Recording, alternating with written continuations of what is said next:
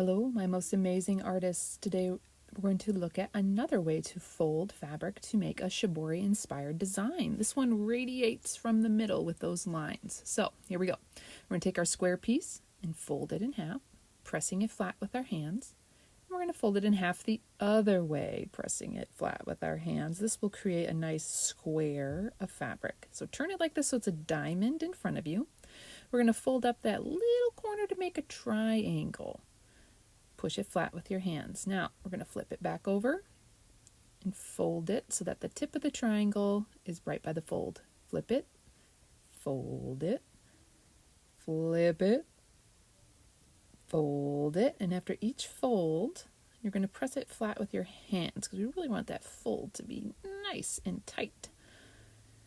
Continue to do that until you get to the end, and you'll have a triangle on each side of your fabric. Now we're going to secure it with some rubber bands so we can dye it.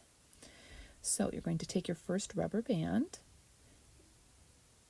and put it over your whole thing. We're going to put this right in the middle, pull it out, twist it into an 8, and pull it back over the top of your fabric, like so. We're going to add 2 more rubber bands on the ends to help hold it.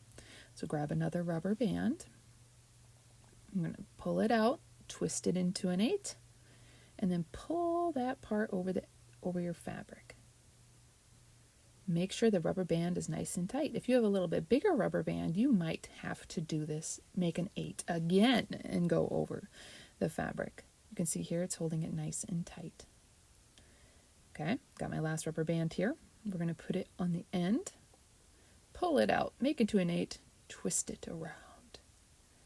Now you are ready for dyeing.